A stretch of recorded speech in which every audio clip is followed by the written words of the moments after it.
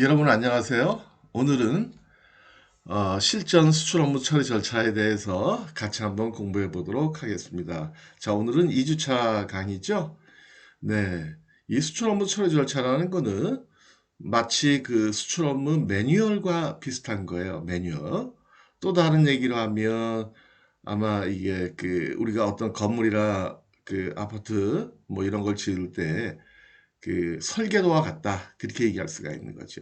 그래서 여러분들이 이 수출 업무 처리 절차를 잘 여러분들이 배워서 잘 듣고 그다음에 이해하고 그다음에 잘 기억하고 그다음에 업무에 적용한다면 여러분들이 훌륭하게 예, 독립적으로 수출 업무 처리 절차를 여러분들이 잘 진행할 수 있을 거라고 생각합니다. 자, 그러면 그다음에 또 하나 이러한 수출 업무 처리 절차를 여러분들이 잘 기억하게 되면은요. 앞으로 이번 학기 동안 우리가 이제 그 무역에 관한 여러 가지 그 이론 내용들을 배울 텐데요. 그 이론 내용들이 바로 이 업무 처리 절차를 잘 이행하기 위한 그러한 내용들이니까 여러분들이 잘 기억해 두시면 나중에 내가 이 단계에서 이러한 업무를 내가 왜 배워야 되는구나 라는 것을 여러분들이 정확하게 알 수 있다는 거죠. 다시 말씀드리면 여러분들이 무역 계약을 배우고 그 다음에 대금 결제를 배우고 운송, 그 다음에 보험, 그 다음에 통관 이런 것들을 배울 때 지금 내가 배우 있는 이 내용이 업무 처리 절차에서 어느 부분에서 이게 적용이 되는구나. 이걸 내가 꼭 배워야 되겠구나. 라는 여러분들이 필요성도 느낄 수 있다라는 거죠. 자, 그럼 지금부터 본격적으로 강의에 들어가도록 할게요. 자, 먼저 수출 업무 처리 절차 개요를 먼저 보도록 할게요. 수출 업무 처리 절차는 크게 봤을 때 첫 번째, 무역회사를 설립하고 그 다음에 수출 아이템을 정하고 그리고 바이어를 발굴하고 그 이후에 바이어와 거래 조건에 관한 무역 협상을 하고 그 다음에 협상한 내용에 대한 합의를 본 후에 무역 계약을 체결하고 그 다음은 수출상은 수입상에게 제품을 인도하고 수입상은 수출상에게 대금을 결제하는 일련의 절차를 의미한다 라고 얘기할 수 있다는 거죠. 그러니까 쉽게 얘기하면 무역회사 만들고 그 다음에 내가 수출할 아이템 정하고 그 다음에 그 아이템을 갖고 해당되는 바이어를 찾고 그 다음에 바이어와 그 거래 조건에 관한 무역 협상을 해야 되겠죠. 물론 거래 조건이라고 얘기하면 그 우리가 꼭 반드시 해야 할 조건들이 일반적으로 관습적으로 있다라는 거죠. 물론 법률적으로 무역 계약할 때 이러이러한 거래 조건에 관해서는 반드시 협상을 하고 계약서에 반드시 넣어야 된다라는 것은 없어요. 그러나 관습적으로 반드시 해야 되는 조건이 있다. 대략 한 8가지 조건이 있다라는 거죠. 요 8가지가 뭐냐? 이거는 조금 이따 설명하기로 하고요. 그 다음에 이제 협상이 끝나고 나면 당연히 무역 계약을 체결해야 되겠죠. 그렇죠? 양 당사자 간에 셀러 바이어, 양 당사자 간에 어떠한 거래를 하기 위해서는 반드시 계약을 체결해야 된다라는 거는 이건 비단 무역 거래뿐만이 아니고 일반 뭐 국내 거래든 아니면 개인 간의 어떤 약속이든 마찬가지겠죠. 그렇죠? 그다음에 당연히 계약을 체결하고 나면 무역 계약의 본질이라는 게 그 서로 간의 거래를 위한 기본적인 약속이니까 그 거래라는 게 뭐예요? 물건을 파는 셀러, 수출상의 입장에서는 물건을 주겠다는 거고 바이어 입장에서 그러니까 수입을 하는 바이어, 즉 그 매수인이 되겠죠. 매수인 입장에서는 내가 수출 대금을 줄게라는 거잖아요. 그래서 그 두 가정을 이행을 하면 된다라는 거죠. 그래서 업무 처리 절차라는 거는 사실은 그다지 어렵지 않다라는 거죠. 간단하죠, 생각보다. 그쵸? 회사 설립, 아이템 결정, 협상, 계약, 제품 인도, 대금 결제 이렇게 된다는 거죠. 근데 물론 순서대로 진행을 해야 되지만 예, 마지막에 가서 그 제품 인도와 대금 결제는 이거는 계약서를 작성을 할 때 대금 지불이 선불이냐 후불이냐에 따라서 만약에 선불로 하기로 했다. 아, 그러면 당연히 선불이라는 거는 뭐예요? 물건을 먼저 주고 돈을 나중에 받는 거죠. 근데 반대로 후불로 결정을 했다. 그러면 대금을 먼저 셀러 입장에서는 받고 제품을 나중에 인도하는 게 되겠죠. 그쵸? 이건 이해가 되겠죠. 그죠? 하다못해 여러분들이 인터넷 쇼핑몰에서 물건을 구매하더라도 당연히 예, 선불 후불이 있겠죠. 그쵸? 여러분들은 그거를 이해를 하실 테고요. 음. 자, 그 다음에 두 번째 보도록 할게요. 자, 수출 업무 처리 절차 중에서 수출 준비, 마케팅, 무역 계약, 대금 결제에 관한 업무 처리는 수출상이 요거는 직접 하는 거예요. 그러니까 무역 계약까지는. 근데 계약이 끝나고 나서 제품을 인도하는 좀 복잡한 과정인 그 수출 통관이나 제품의 운송, 그다음에 보험 가입 등의 업무는 관세사 아니면 포워더. 반갑네요. 포워드란 단어가 나왔네요. 지난주에 우리 배웠었죠. 그쵸? 포워드 뭐라 그랬어요? 포워드 운송 대행 업체다 그랬죠? 그래서 포워더 및 보험회사를 통해서 하게 되니까 업무는 사실은 간단하다라는 거예요. 그래서 전반적으로 수출 업무 처리 절차를 보면 사실은 국내에서 물건을 사고 파는 절차와 거의 유사하다라는 거예요. 예를 들어서 여러분들이 국내에서 청바지를 갖고 여러분들이 장사를 하겠다라고 했을 때 먼저 회사를 만들어야 되겠죠. 그렇죠? 그 다음에 청바지라는 아이템을 정하고 그 다음에 거래처를 찾아야 되겠죠. 그렇죠? 나한테 물건을 사갈 거래처를 찾고 그 다음에 그 거래처와 거래에 관한 협상을 하고 그 다음에 이제 합의가 되면 계약서 쓰고 그 다음에 예, 물건 운송해주고 납품하고 그 다음에 결제받으면 되잖아요. 그쵸? 근데 대개 모든 과정이 똑같은데 조금 다른 게 뭐냐면 운송하는 부분에 있어서 그 다음에 통관이라는 부분에 있어서 보험 가입이라는 부분에 있어서 국내 거래와는 조금 다르다라는 거죠. 그쵸? 첫 번째 통관이라는 거는 뭐냐? 물품에 대한 뭐라고 그랬죠? 예, 출국 절차라고 그랬죠. 예, 국내에서만 거래를 하게 되면 국내에서 거래하니까 외국으로 나가는 게 아니니까 통관이란 개념 자체가 없겠죠. 근데 수출하는 거는 외국으로 물건이 나가는 거니까 통관이란 절차를 거쳐야 된다는 거죠. 그 다음에 제품 운송이라는 것도 국내 운송처럼 간단한 게 아니고 뭐 비행기를 운송한다든지 아니면 배로 운송한다든지 아니면 철도나 아니면 유럽 같으면 육상, 예, 하이웨이, 프리웨이 이런 걸로 운송한다든지 그 다음에 또 운송 기간이 길다 보니까 그 다음에 금액도 크고 하다 보니까 보험에 가입한다든지 라는 그러한 업무들이 있다라는 거예요. 이런 것들이 여러분들이 업무 처리할 때 통관이나 운송이나 보험이 국내 거래하고는 달리 약간 좀 복잡하게 느껴지고 그 다음에 나중에 공부할 때도 보면 여러 가지 용어들이 많이 나와서 조금 좀 어렵게 생각할 수도 있다라는 거죠. 근데 실상 해보면 생각보다는 예, 실전에서는 간단하다라는 거예요. 왜요? 이런 업무는 수출 통과는 관세사, 제품 운송 및 보험은 포워더, 그 다음에 보험은 보험회사에 의뢰해서 대행을 시키면 된다는 거예요.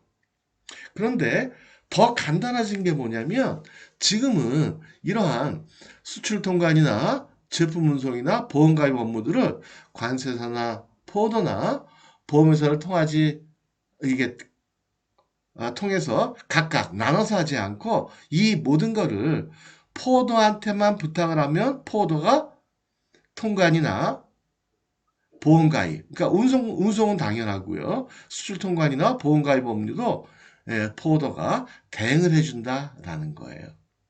그러니까 엄청 가입하다는 거죠. 그래서 여러분들이 이제 한번 이렇게 그 이미지 트레이닝을 한번 해봐요.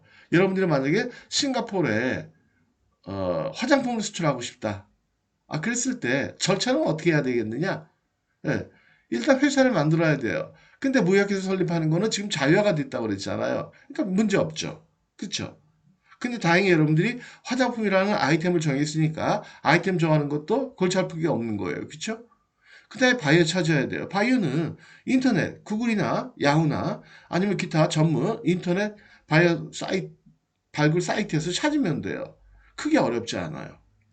그 다음에 바이어와 거래 조건을 협상한다라는 거는 몇 가지, 한 8가지 정도 협상하는 내용. 예를 들면 뭐 품질이나 수량이나 가격이나 대금 결제나 뭐 선적이나 보험이나 기타 등등 이런 것들 한 8가지에 관해서 서로 간에 협상을 하면 되는 거예요. 어떻게 협상을 해요? 뭐 이메일을 하든지 급하면 전화를 하든지 아니면 요새는 SNS를 많이 해요. SNS를. 그러니까 동남아 같으면 중국에 위챗 쓰는 사람도 많고요. 한국에 카톡 쓰는 사람도 많고 뭐 아니면 뭐 왓츠앱이나 그 미국 애들이 많이 쓰지만 그런 거 쓰는 친구들도 있고 그러니까 그런 걸로 그냥 계속 그냥 서로 간에 의사를 주고받으면 되니까 사실은 굉장히 간단하다라는 거죠. 그쵸? 제가 설명하는 게 굉장히 얘기 듣고 나면 참 쉽죠. 그죠? 어려운 게 아니에요. 그냥 무턱대고 외울 것도 아니고. 그쵸? 그러니까 잘 듣고 항상 제가 얘기하죠. 이렇게 모의 공부할 때는 일단은 잘 제 얘기를 잘 들어야 돼요. 그 다음에 이해하고 그 다음에는 기억하고 그 다음에 바로 그냥 현실에 그대로 적용하면 돼요. 왜요? 제가 지금 굉장히 실전적으로 강의를 하니까 이론적이 아니고 실전에 바로 적용할 수 있도록 강의를 하니까 여러분들이 그 다음에는 잘 그대로 배운 대로 적용만 하면 되겠다라는 거예요. 이해가 되시죠? 예. 자, 그래서 따라서 첫 번째요. 예. 뭐 다시 한번 설명하는 거예요. 무역기사 입장에서 보면 아이템 선정 등 마케팅에만 집중하면 되고요. 제품 인도와 관련된 번거로운 일들은 포워더한테 맡기면 된다. 뭐 지금 바로 한 얘기예요. 그러니까 굉장히 간단하다는 거예요. 근데 그 다음에 두 번째 보면 더군다나 요새는 무역 과정들을 인터넷 갖고 많이 처리한다는 거죠. 그래서 지난 시간에 전자무역이라는 얘기를 했잖아요. 그쵸? 그쵸? 그러니까 자료를 수집하거나 아니면 필요한 서류를 신청하고 그다음에 발급받고 하는 모든 일들 이런 일은 인터넷 가지고 많이 한다는 거죠. 그래서 훨씬 더 간단해졌어요. 다만 기본적으로 인터넷으로 우리가 무역을 하더라도 기본 절차 절차는 바뀌진 않았다라는 거죠. 아까 기본 절차가 뭐라고 그랬죠? 예, 넘겨보면 바로 이거예요. 업무 처리 절차 6단계 보면 첫 번째 수출 사전 준비 단계, 그 다음에 두 번째 마케팅 단계, 세 번째 무역 조건 협상 단계, 그 다음에 네 번째 무역 계약 체결 단계, 그 다음에 제품 인도 단계, 마지막으로 대금 결제 및 제품 회수 단계 이렇게 볼 수 있다는 거예요. 그쵸? 간단하죠, 그죠? 그러니까 수출 사전 준비 단계 첫 번째. 여기서 뭘 하면 되겠어요? 아이템 잘 준비하면 돼요. 그게 제일 중요한 거예요. 근데 마케팅 단계에서는요. 파일 잘 찾으면 돼요. 그 다음에 무역 협상 단계에서는요. 8가지 조건에 대해서 서로 간에 여러 가지 수단을 가지고 이메일이나 SNS나 전화를 가지고 협상하면 되는 거예요. 한 8가지 정도. 그 다음에 합의가 되면 네 번째, 계약서 쓰면 돼요. 계약서 쓰는 거 어려울까요? 영문으로 쓰는 거? 그다지 어렵지 않아요. 왜냐하면 인터넷에 보면 수많은 계약서 샘플들이 있어요. 그리고 무역에서 쓰는 이 계약서를 작성하는 요령이라는 게 이게 그다지 어렵지가 않아요. 몇 개 샘플을 보면 금방 따라할 수 있다는 거죠. 그죠? 보고 조금 바꾸는 게 뭐가 어렵겠어요. 그죠? 어렵지 않지. 막상 참고를 할 게 없어야 문제지 참고해서 조금 좀 수정하면 되니까 그다지 어렵지 않다는 거예요. 생각보다. 음. 그 다음에 수출 대품 인도 단계. 여기서는 이거는 누구한테 맡기면 된다고요? 포워더. 포워더한테 맡기면 돼요.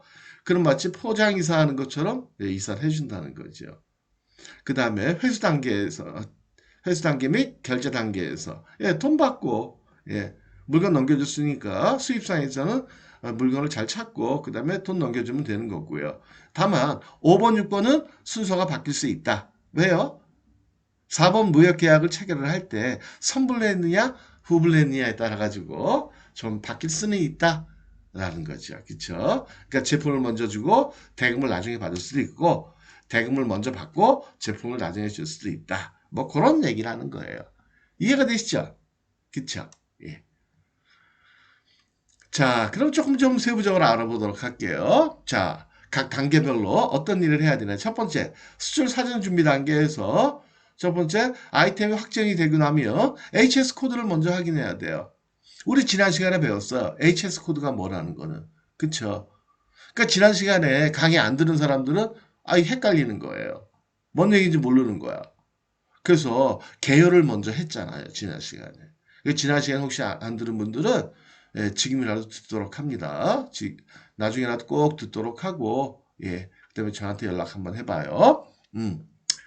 그 다음에 HS 코드로 확인을 해서 그 다음에 수출입 요령을 확인한다라고 그랬죠. 그쵸? 수출입 요령한다라는 게 뭐예요? 제한되는 품목인지 만약에 제한이 된다면 어느 기관에서 어떻게 해야 되느냐.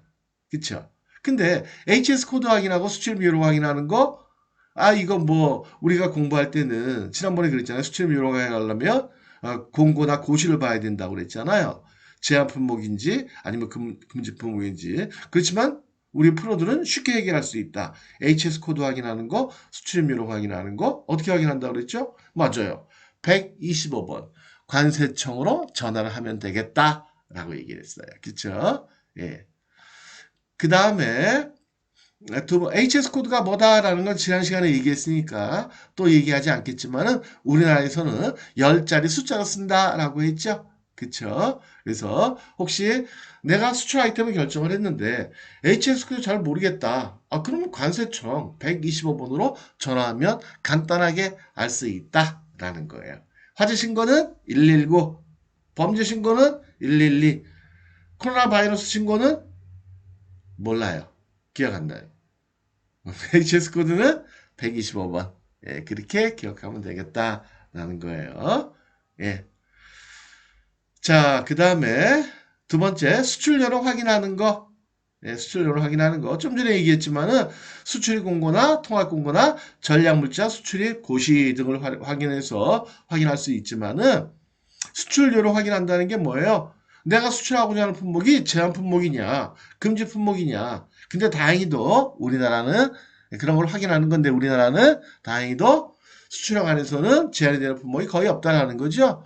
누구나 마음대로 어떤 품목이든 수출할 수 있다고 그랬죠. 지난 시간에 다 얘기한 거죠. 그쵸? 그거 봐요. 그러니까 지난 시간에 개요를 배우니까 오늘 공부할 때 훨씬 편하잖아요. 그쵸?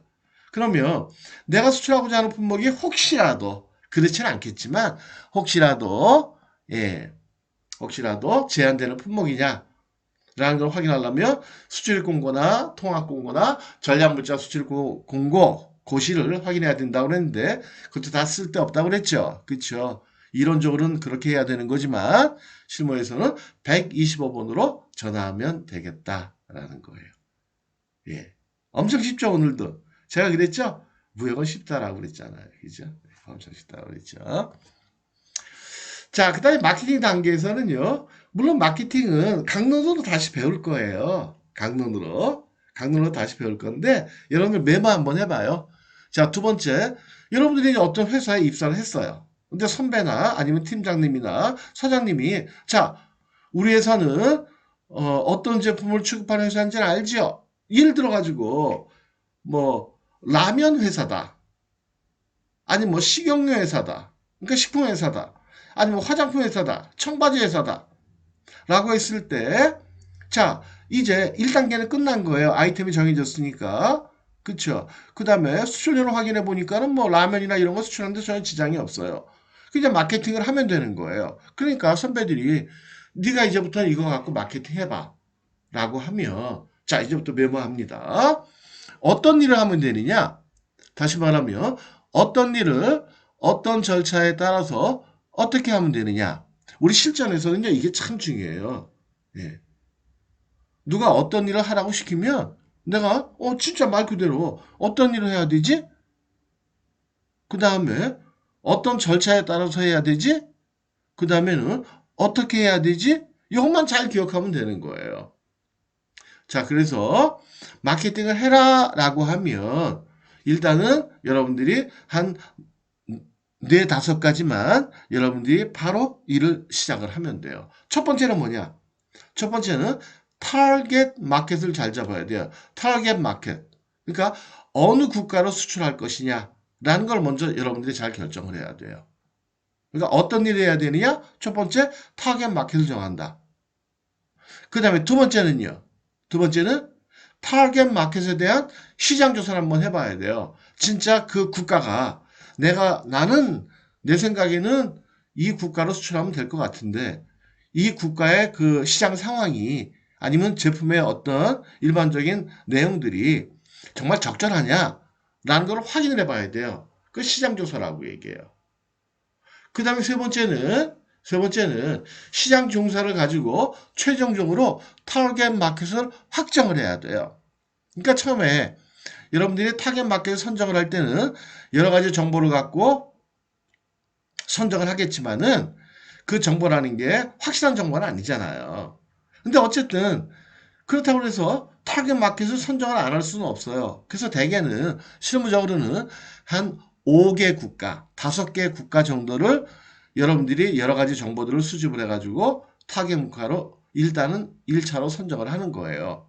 그 다음에 그 정보 내용들이 확실하지는 않으니까 실제로 그 두 번째로 시장 조사를 해보는 거예요. 5개의 타겟 국가에 대한 시장 조사를 해본다라는 거죠. 예를 들어서 여러분들이 화장품 수출하는데 수출 통계 자료를 찾아봤더니 중국, 그 다음에 싱가포르, 말레이시아, 태국, 홍콩, 베트남 이렇게 5국가가 현재 수출이 많이 되고 있다. 그러면 괜찮다는 얘기네. 그쪽에 어떤 시장이 있다는 얘기네. 그럼 그 다섯 개 국가를 일반적으로 우리는 타겟으로 잡는다고요. 근데 실제로 어떨지는 모르죠. 그러니까 시장 조사를 두 번째로 하는 거예요. 그 다음에 시장 조사 결과 그 5개 국가 중에 가장 그래도 우리 제품과 맞는 시장을 최종적으로 1개 내지 2개로 타겟 국가를 확정을 하는 거예요. 그렇죠? 그 다음에 네 번째로는 그 타겟 국가에서 바이어 찾기를 하는 거예요. 바이어 찾기를. 이게 일반적인 마케팅의 일반적인 단계다라는 거예요. 다시요. 정리해 줄게요. 여러분들이 실제로 무역 업무를 시작을 했거나 아니면은 여러분들이 무역회사에 입사를 했는데 실제로 한번 마케팅을 시작을 해봐 라고 얘기한다면 여러분들은 바로 첫 번째 뭐부터 해야 돼요? 타겟 마켓을 1차로 선정을 하는 거예요. 한 5개 정도. 수출 통계 자료를 보고. 그 다음에 두 번째로는요. 5개 국가에 대한 시장 조사를 하고. 그 다음에 세 번째로는 시장 조사를 가지고 결과를 가지고 타겟 마켓을 확정을 하고. 그 다음에 네 번째는 확정된 시장 내에서 바이어를 인터넷으로 찾으면 된다라는 거예요. 이게 가장 간단하고 실무적인 방법이다라고 얘기한다는 거죠. 그래서 해외 마케팅 단계에 관해서는 이거보다 조금 더 복잡하고 이론적인 내용들이 있어요. 그거는 마케팅 단계에서 다시 한번 설명하도록 할게요. 예를 들면 여기 교재인대로 보면 마케팅 시작을 할 때 마케팅의 컨셉을 먼저 잡는다. 그 다음에 수출 홍보물을 제작한다. 그 다음에 또 보면은 마케팅 환경 분석을 한다. 그 다음에 수합 분석표를 작성을 한다. 그 다음에 타겟 마켓을 선정한다. 시장 조사를 한다. 마케팅 목표를 수립을 한다.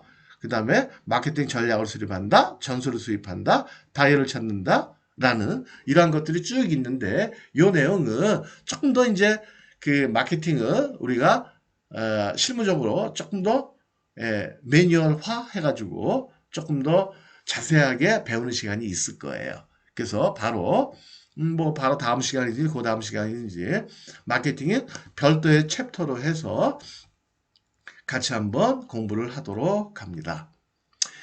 그 다음에 세 번째가 이제 아까 첫 번째 두 번째는 뭐였었죠? 첫 번째 단계가 뭐였어요? 첫 번째 단계가 사전 준비 단계에서 아이템을 정하고 HS 코드 찾고 수출 요령을 확인하는 거였죠. 그 두 번째 단계는요. 마케팅 단계였잖아요. 그렇죠? 마케팅 단계에서는 뭐만 한다고 그랬죠? 실무적으로는 첫 번째 뭐부터요? 타겟 마켓 선정을 한다. 전 세계 국가가 한 240개 정도 있잖아요. 그걸 다 대상으로 할 수는 없으니까. 그쵸? 1차로 타겟 마켓을 정하고.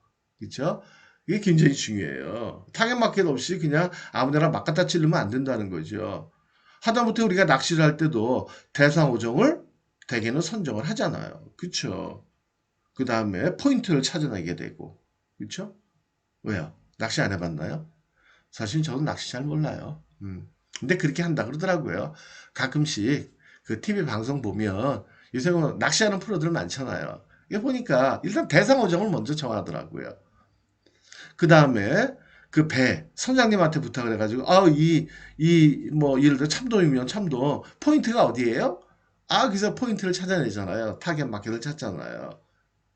그 다음에 이제 그 낚시를 통해 가지고 예, 고기를 예, 낚게 되잖아요. 그쵸? 그죠? 예, 똑같고요.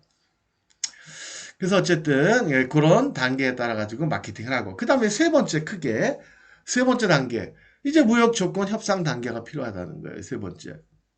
그래서 해외 마케팅을 통하여 바이어를 발굴하고 바이어에게 서큘러 레터. 자, 이거 잘 기억합니다. 미치줄이에요. 서큘러 레터. 이걸 거래 제의 서한이라고 그래요. 서큘러 레터가 뭐냐? 거래 제의서가 뭐냐? 우리 제품이 이러이렇게 좋은데 이러이러한 특장차가 있는데 특장차가 뭐예요? 뭐 앰뷸런스나 이런 거 사다리차 이런 게 아니고요. 특징, 장점, 차별성. 제품의 특징, 장점, 차별성. 이거를 그냥 한자씩 따가지고 특장차 그렇게 기억하면 편하잖아요. 그죠? 특장차. 지난 시간에 제가 주전자 얘기했죠? 예. 인생을 살 때, 마케팅을 할 때 주전자 철학이 필요하다고 그랬죠? 그쵸? 기억나요? 주가 뭐라고 그랬어요? 주대가 있어야 된다. 주대가. 예. 그 다음에 저는요. 전문성이 있어야 된다. 자는요. 자는. 자가 뭐라고 그랬죠? 자신감이 있어야 된다 그랬잖아요. 그죠? 그쵸? 그래서 특장차 잘 기억하도록 합니다. 거래 제의서안에다가 자기의 그 제품에 특장차를 써가지고 보내는 거예요. 그 편지를 바로 서큘러 레터 그렇게 얘기하는 거예요. 그래서 특장차만 쓰면 안 되겠죠? 거래할래? 뭐 이렇게 이제 써놔야 되겠죠. 그죠? 그 다음에 보낸 후 바이로부터 회신이 오게 되면 본격적인 협상 단계에 진입하게 된다. 협상, negotiation. 그쵸? 예. 그래서 협상의 수단은 어떻게 되느냐? 보통 우리가 뭘로 많이 하느냐? 협상을 할 때 이메일이나 SNS나 전화나 팩스나 대면 등을 통해서 하게 된다라는 거죠. 요새 같은 상황에서 뭐 코로나 상황에서 대면이야. 이거 뭐 힘든 얘기고. 그쵸? 그래서 그리고 평소에도요. 코로나 오기 전에도 대면에서 마케팅하는 거는 그 드라마에서나 있는 거예요. 나 뭐 바이오 협상하러 간다 만나고 하는 거 물론 현실에서도 수출 상담회를 한다든지 뭐 하는 경우들이 있어요. 근데 단순히 협상을 해서 매번 만난다든지 그러지는 않는다는 뜻이죠. 예. 근데 드라마 보면 맨날 뭐 일만 있으면 만나잖아. 그쵸? 물론 저는 뭐 드라마 제대로 본 것도 없지만 어쨌든 그런 씬들이 나오잖아요. 그건 아니에요. 그건 아니고 되게 이메일이나 SNS, 뭐 카톡이나 뭐 이런 것들, 뭐 페이스북 뭐 이런 거 하는 사람도 있긴 있더라고요. 뭐 인스타그램 뭐 하는 사람도 있기도 하고 그다음에 전화나 팩스나 대면을 통해서 협상을 한다라는 거죠. 그 전화도 요새 잘 많이 안 하더라고요. SNS 그 화상 통화 뭐 이런 것들 하고요. 화상으로 협상도 하고. 그다음에 협상의 내용 이게 중요해요. 협상 조건을 얘기하는 거거든요. 아까 8가지 얘기했잖아요. 먼저 보도록 할게요. 품질, 그다음에 가격, 수량, 그 넘겨서 보면 대금결제, 선적, 보험, 포장, 클레임 해결. 다시 앞으로 갈게요. 품질, 거기다 동그라미 1번, 가격 2번, 수량 3번, 그 다음에 넘어서 대금결제 4번, 선적 5번, 보험 6번, 포장 7번, 클레임 해결에 관한 협상 8번 해서 8가지. 이건 여러분들이 좀 외워야 돼요. 외워야 돼요. 근데 무조건 외우는 건 아니에요. 여러분들이 가만히 국내에서 장사한다고 생각해봐요. 꼭 수출이 아니더라도. 이 8가지 중에 한 대여섯 가지는 여러분들이 안 배워도 장사하면 본능적으로 누구나 다 알아요. 그쵸? 상대방하고, 야, 품질 어디까지 맞춰줄래? 만약에 사과를 여러분들이 사과 장사를 한다 하면, 야, 사과 품질을 어디까지 맞춰줄래? 당도는 몇 브릭스까지 맞춰줄래? 크기는 얼마나 크기를 줄래? 근데 무게는 뭐 얼마나 거 줄래? 이거 당연히 얘기하겠죠. 그쵸? 그죠? 예. 그 다음에 가격에 관해서 당연히 협상하겠죠. 수량에 관해서도 협상하겠죠. 대금결제 협상하겠죠. 선적에 관해서도 협상하겠죠. 그쵸? 예, 선적이라는 건 뭐예요? 이건 언제까지 물건 선적해 줄래? 선적이라는 게 뭐냐면요. 선적이라는 게 물건을 싣다라는 거예요. 무역에서는 무역에서는 물건을 언제까지 넘겨줄래? 그랬을 때 언제까지 딜리버리 해줄게? 이렇게 얘기하는 것보다는 며칠 날까지 우리나라에서 배나 비행기에 실어줄게 라고 결정을 하게 돼요. 그래서 제품을 인도하는 날짜는 선적 날짜로 정하는 게 일반적이다라는 거예요. 물론 도착 날짜로 하는 경우도 있기는 해요. 근데 대개는 선적 날짜로 한다라는 거죠. 그 다음에 보험 조건, 해상보험이에요. 보험이라는 거는. 예. 우리나라에 해상보험 받아주는 회사들이 많이 있어요. 열댓 개 될 거예요, 아마. 해상보험이라는 건 뭐냐면, 물건을 해상이나 항공으로 운송하는 과정에서 혹시라도 물건이 없어지거나 물건에 어떤, 이렇게 손해가 발생했을 때, 그거를 대비해가지고 드는 그 보험이다라는 거죠. 보통은 우리가 해상 적하 보험이다 그렇게 얘기해요. 그 다음에 포장을 어떻게 할 것이냐. 아니 포장도 굉장히 중요하잖아요. 그죠? 왜 일단 튼튼해야 되고 싸게 돼야 되고 왜냐면 너무 비싸게 포장하면 과대 포장하거나 뭐 하면 안 되겠죠. 그죠? 왜냐면 원가에 영향을 미치니까. 그 다음에 위생적이고 그 다음에 또 보기도 좋아해. 당연히 보기 좋아야죠. 그죠? 그쵸? 동가 홍상이다. 그런 얘기 알아요? 동가 홍상. 기왕이면 다홍침하다. 예. 보기 좋은 게 먹기도 좋다. 뭐 이런 말들이 있잖아요. 그쵸? 그죠? 실제로 이 포장이요. 얼마나 예쁘게 했냐에 따라 가지고 판매에 영향을 크게 미치기도 해요. 제품의 특성에 맞게 어떻게 잘 포장을 하는 거, 예쁘게 포장하는 거, 이거 중요하다라는 거죠. 그 다음에 클레임에 관한 협상, 이것도 중요하다는 거예요. 클레임이 뭐냐? 클레임이 이론적으로 얘기하면 이 클레임이라는 거는 당연한 권리로서의 요구, 주장, 청구를 얘기하는 거예요. 당연한 권리라는 거는 뭐냐면 양 당사자가 작성한 계약서에 명문화되어 있는 양 당사 중에 일방의 당연한 권리가 상대방에 의해서 침해가 됐을 때, 야, 거기에 대해서 네가 이렇게 보상해줘. 라는 것을 우리는 클레임이다라고 얘기한다는 거죠. 그래서 클레임이란 이론적으로 얘기하면 당연한 권리로서의 요구, 주장, 청구를 얘기하는 건데 쉽게 얘기해요. 무역 실무에서는 클레임을 청구한다라는 거는 뭐냐면 야 나한테 손해보상해. 너 이번에 나한테 사과 보냈는데 다 썩었더라. 빨리 돈으로 보상해. 야 너 왜 돈 이렇게 늦게 보냈어? 이자 계산해서 나한테 손해보상해. 뭐 이런 식으로. 이런 것들이 바로 클레임 청구하는 거다라는 거죠. 이러한 클레임이 발생을 했을 때 해결하는 방법도 있다라는 거죠. 근데 이 클레임 해결에 관한 거는 계약 시간에 다시 배울 거예요. 다시 앞장으로 넘어가서 자, 협상에 필요한 내용들, 공부할 내용들, 품질에 관한 협상, 이건 강론에서 별도로 배우지 않아요. 이건 제품만 잘 아는 사람이면 다 알 수 있어요. 그래서 이거 뭐 제품에 뭐 스펙을 입수한다. 스펙이 뭔지 알죠? 그 다음에 샘플 교환식의 주요한 협상의 내용은 이런 거다라는 거예요. 근데 MOQ라는 게 나오나요? MOQ가 뭐예요? 최소 주문량.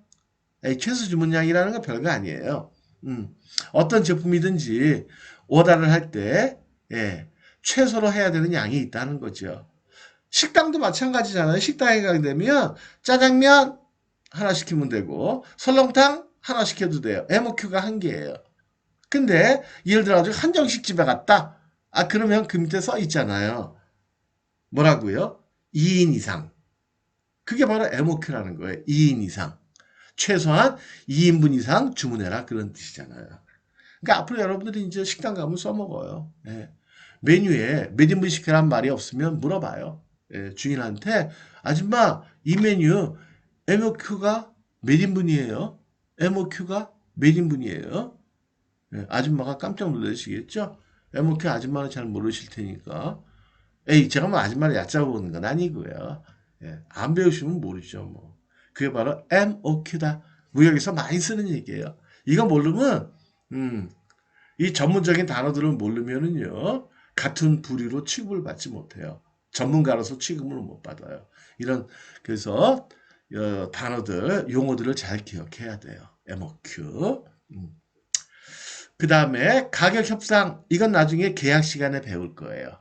가격 조건에 관해서는 인커텀즈라든지 일반적인 계약의 내용을 배울 거예요. 그 다음에 수량 조건, 예, 수량 조건 이것도 뭐 배울 거 없어요. 수량 조건이란 건 뭐냐면 야 너 이번에 몇 개 가져갈래? 몇 개 오다 할래? MOQ는 몇 개인데 몇 개 오다 할래? 뭐 그런 거예요.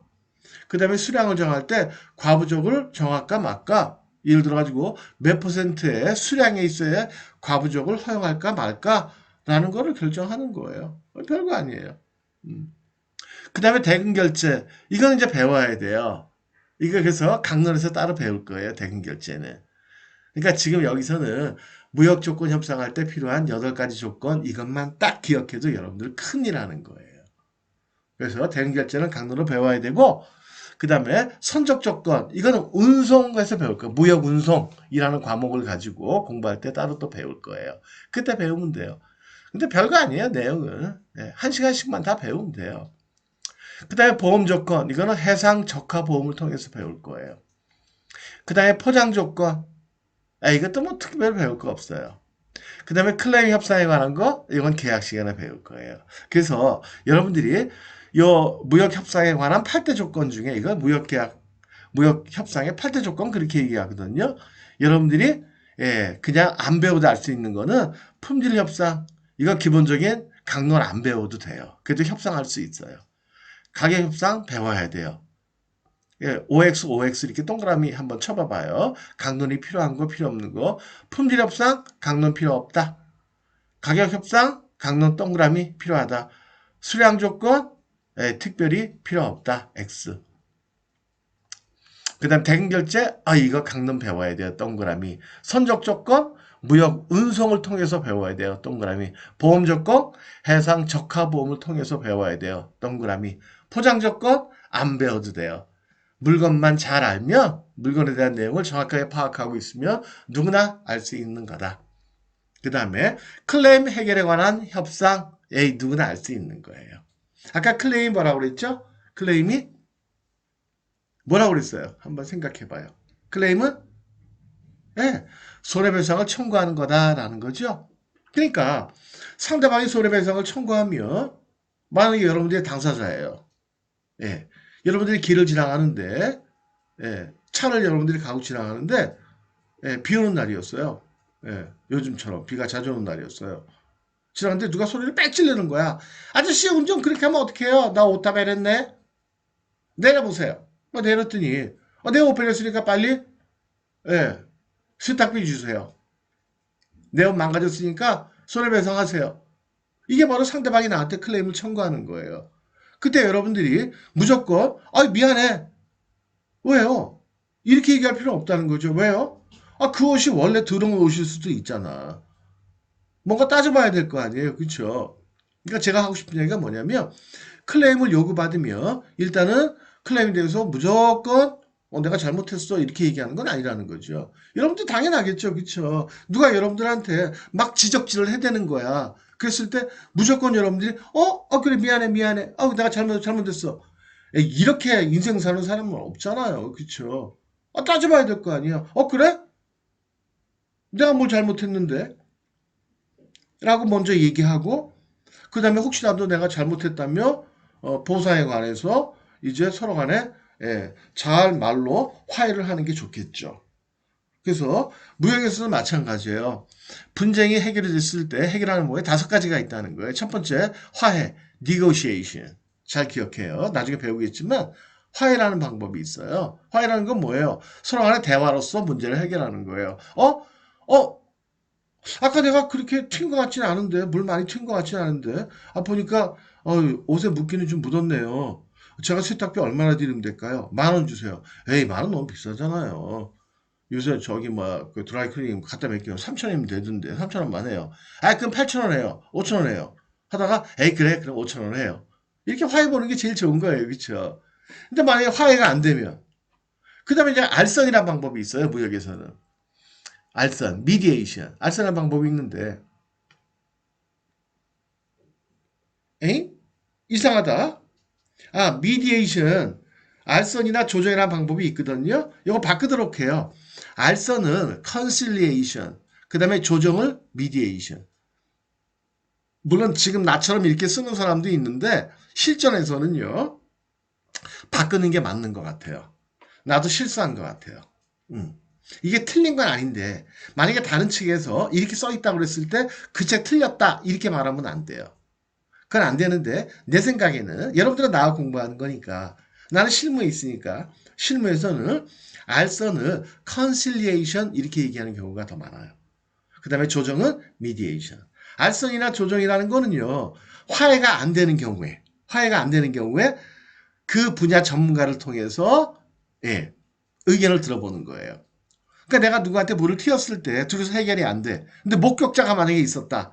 그 사람 뭐라고 그래가지고 자 아까 봤죠? 예, 누가 잘못한 것 같아? 진짜 내가 잘못한 것 같아요? 그냥 물어보는 거예요. 그 사람 의견만 들어보는 거예요. 그래서 그 사람이 에이 운전하는 네가 잘못한 거야. 내가 반드시 따라야 되는 건 아니에요. 강제성은 없다. 그 알선이나 조정의 결과에 대해서는 양 당사가 따르지 않아도 된다. 그 다음에 중재, arbitration, 그 다음에 재판, litigation 이런 것들이 있다는 거예요. 근데 이 중재나 재판은 조금 좀 어려우니까 이건 나중에 계약 시간에 어차피 설명할 거예요. 그래서 계약 시간에 별도로 설명하도록 합니다. 근데 이것만 기억해요. 그 밑에 마지막에 대개의 경우 분쟁이 합의로서 해결이 안 되면 화해로서 해결이 안 되면 대개는 중재로 해결하는 것이 일반적이다. 그 다음에 또 하나 기억해요. 중재 합의는 반드시 서면으로 해야 돼요. 그러니까 무슨 얘기냐면 너와 나 사이에 분쟁이 생겼는데 합의가 안 되면 중재로서 해결하자 라고 하는 것은 말로 하면 그건 약속이 안 돼요. 그럼 반드시 서면으로 해야 돼요. 왜냐면 나중에 중재재판소에 가서 여러분들이 중재재판소는 상사중재원이라는 데가 있어요. 한번 따라해 볼게요. 상사중재원. 따라해 볼게요. 상사중재원. 상사중재원. 나라마다 있거든요. 예, 거기다가 중재 신청을 하고 거기서 중재 판정을 받아야 되는데 그때 반드시 그 서면으로 돼 있는 중재 합의문을 제출해야만 중재가 시작이 돼요. 그렇지 않으면 중재를 받아주질 않아요. 그래서 반드시 서면으로 중재 계약은 체결해야 되겠다. 그 다음에 이제 무역 계약 체결 단계예요. 그래서 무역 계약이 성립이 되려면요. 청약자의 청약에 대한 피청약자의 승낙으로 계약이 성립된다는 거예요. 이거 나중에 계약 시간에 다 배워요. 청약자가 뭐다, 청약이 뭐다, 피청약자가 뭐다, 승낙이 뭐다. 간단한 건 이거예요. 청약자라는 건 계약서를 쓰는 사람. 청약이라는 건 뭐예요? 계약서를 보내는 거. 피청약자는 계약서를 받는 사람. 그쵸? 승낙이라는 거는 계약서에 사인하는 거. 그렇게 생각하면 돼요. 쉽게는. 그래서 무역계약이 성립이 될 때는 간단한 거예요. 여러분들이 국내에서 계약서를 쓸 때도 무역 협상이 서로 간의 거래 조건에 관한 협상이 합의가 되면은요. 둘 중에 한 사람이 계약서를 써가지고 보내고 상대방이 거기다 사인하면 되겠죠. 그쵸? 그런 거예요. 계약서를 써가지고 보내는 걸 청약이라고 얘기하고 그 계약서를 써가지고 보내는 사람을 청약자, 받는 사람은 피청약자. 그 피청약자가 계약서에 사인하는 거 그걸 승낙한다. 그렇게 얘기한다라는 거예요. 그래서 무역계약의 성립이라는 거는 간단히 얘기하면 청약에 대한 승낙으로 계약은 성립이 된다. 너무 간단하죠? 그러니까 실제에서는 계약을 확실하게 마무리 지려면 계약서를 내가 보내거나 내가 받아서 사인하거나 사인을 받으면 된다라는 거예요. 계약서 누가 쓰느냐? 셀러 바이어 아무나 쓰면 돼요. 상관없어요. 그래서 계약의 체결 절차를 보면 무역 조건을 협상하라고 합의를 하고 그 다음에 계약서의 종류, 그러니까 계약서 제목을 어떻게 할 것이냐, 그 다음에 계약서의 작성자를 누구로 할 것이냐, 그 다음에 누가 계약서를 보낼 것이냐 해서 계약서를 보내고 그 다음에 반대 청약이나 승낙이 있게 되면 계약이 성립이 된다. 반대 청약이라는 건 뭐예요? 야, 계약서 좀 수정하자라는 게 반대 청약이에요. 예. 아니면 승낙, 사인하면 계약이 성립이 된다라는 거죠. 여기에 관해서 언제 공부한다고요? 예, 계약 시간에 공부를 따로 할 거예요. 청약이 뭐냐? 나중에 이제 우리가 확실하게 배우겠지만 청약이란 물품을 구매 또는 판매하겠다는 확정적 의사표시예요. 실무적으로는 계약서를 작성하여 상대방한테 보내는 행위를 얘기한다라는 거죠. 그 다음에 뭐 청약의 철회 및 취소 효력 발생 시기, 이건 나중에 계약 시간에 배우도록 합니다. 그 다음에 승낙이란 뭐냐? 승낙이란 청약의 내용에 동의하여 계약을 성립시키겠다는 의사표시다. 그래서 실무적으로는 계약서에 사인을 하는 행위다라는 거예요. 나머지 얘기들은 계약 시간에 우리가 다시 한번 배우도록 합니다. 그 다음에 계약서의 종류를 보면 종이라고 그랬지만 명칭으로 봤을 때 가장 많이 쓰는, 물론 계약서의 계약서의 제목을 얘기하는 건데 명칭이라는 게, 계약서의 제목은요 셀러바이어가 알아서 합의를 보고 적당히 쓰면 돼요. 그러니까 사람 이름 짓는 거나 마찬가지예요. 예. 그러니까 이름을 어떻게 짓겠느냐? 그건 알아서 짓면 돼요. 그러나 사람 이름도 많이 쓰는 이름들이 있는 것처럼, 성씨도 많은 성씨가 있는 것처럼 그 계약서의 제목도요 일반적으로 많이 쓰는 것들이 있다. 한 4가지가 있다라는 거예요. 그래서 한번 읽어만 볼게요. 나중에 또 배울 거예요. Sales Contract, 그 다음에 Offer Sheet, Proforma Invoice, Purchase Order. 여러분들은 기억할 거는 뭐냐면, 혹시라도 이런 말을 딱 보게 되면, 아, 이거 계약서 제목이구나. 계약서 제목으로 많이 사용하는 거구나. 이 정도는 기억할 수 있어야 돼요. 요거 내가 시험에 낼지도 몰라요. 다음 주 계약서의 제목으로, 명칭으로 적절치 않은 것은, 그래서 뭐 세일즈 컨트랙, 어퍼시트 해놓고는 그 다음에 커머셜 인보이스 틀렸어요. 네, 프로포마 인보이스예요. 커머셜 인보이스는 상업 송장이라는 거예요. 예, 명세서. 그 다음에 결제 단계. 물론 결제 단계에서는요, 이제 대금을 주고받는 단계잖아요. 그쵸? 수출상이 수입상으로부터 재금을 회수하는 단계다. 양 당사자가 이미 계약 체결 당시에 결정했던 시기와 방법으로 결제한다. 당연한 얘기죠. 그쵸? 선불과 후불로 나뉜다. 그 다음에 방법에는 뭐 TT 방식이라는 게 있고, 그 다음에 추심 방식, LC 방식이라는 게 있어요. 요거는 나중에 한 2회에 걸쳐서, 몇 회? 2회. 2회에 걸쳐서 우리가 다시 한번 우리가 공부를 해야 돼요. 예, 이게 조금 좀 어려운 부분일 수도 있어요. 근데 생각해보면 돈 주고 받는 방법인데 뭐 그렇게 어렵겠어요. 그쵸? 어렵지 않아요. 그래서 크게 보면 TT 방식이라는 송금 방식이라는 게 있다는 거예요. 이 송금 방식, TT 방식이라는 거는 텔레그래픽 트랜스퍼, 그래서 한국말로 하면 송금 방식이에요. 이거는 바이어가 셀러한테 돈을 계좌로 이체시켜 주는 거예요. 이체시켜 주는 건 아니다. 계좌로 송금해 주는 거지. 이체하고는 달라요. 직접 보내는 게 아니고 은행을 통해서 셀러 바이어로 입금을 시켜주는 거예요. 그러니까 여러분들이 가장 이해하기 쉬운 방식이죠. 그렇죠? 근데 물론 여기도 선불과 후불이 있겠죠. 그렇죠? 예. 나중에 배우도록 해요. 그 다음에 컬렉션 방식 한번 따라합니다. 처음 나오는 단어니까. 컬렉션 방식 3번을 해야 되니까 컬렉션 방식, 추심 방식, 그렇게 얘기하는 거예요. 이거 간단해요. 이거는 뭐냐면 일종의 외상 방식인데요. 예. 외상 대금을 회수할 때 은행을 통해서 추심을 한다는 거예요. 말이 어렵죠. 추심이란 말이 어렵죠. 그죠? 추심이란 게 뭐냐면 간단한데 남의 돈을 대신 받아주는 거. 이게 추심이에요. 추심. 우리나라에서 대표적으로 추심을 해서 먹고 사는 사람들이 있어요. 누굴까요? 깍두기, 조폭들. 조폭들. 예, 남의 돈 대신 받아주고 예, 일정 수익을 취하잖아요. 그죠? 무역에서도 마찬가지예요. 거래는 셀러 바이어가 둘이 했는데 외상 대금을 받을 때 은행한테 부탁해서 은행이 대신 돈을 수수료를 받고 돈을 수출 대금을 대신 받아주는 방식이에요. 간단해요. DA라는 게 있고 DP라는 게 있어요. 예. 언제 돈을 받느냐에 따라 가지고 진짜 나중에 받느냐, 예, 청구해서 바로 받느냐에 따라 가지고 DPDA라는 게 있다. 이거 어렵지 않아요. 엄청 간단해요. 예, 이것도 나중에 우리가 음, 우리가 다시 공부를 할 거예요. 그러니까 어렵지 않아요. 예, 걱정하지 마요. 지금은 이제 저기 전반적인 수출 업무 처리 절차만 이해하는 게 중요한 거니까. 그다음에 세 번째 신용장 방식이라는 게 있어요. 신용장 방식이라는 건 뭐냐면 이것도 외상거래의 일종인데 외상 대금을 은행이 직접 지불을 해주는 거예요. 신용장이라는 건 뭐예요? 그렇게 직접 지급하겠다는 것을 나타낸 서류, 문서를 만들어 놓은 거. 그게 신용장이에요. 신용장. 그러니까 결제 방식이 세 개나 있다는 건 뭘 의미하는 거예요? 세 가지 방식별로 특징이 다르고 셀러바이어 입장에서 유리한 점, 불리한 점이 다르다라는 거죠. 그러니까 그때그때 협상에 따라 가지고 어떤 방식을 할지를 잘 결정을 해야 되는 거예요. 물론 뭐 세 가지 방식을 한꺼번에 다 쓸 수도 있기는 해요. 근데 그런 경우는 드물고 대개는 셋 중에 하나를 정한다.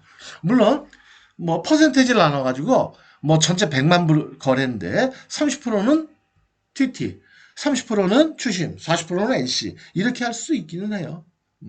그건 뭐 나중에 얘기하기로 하고 어쨌든 세 가지 방식이 있다라는 거고요. 추심 방식이라는 거는 뭐예요?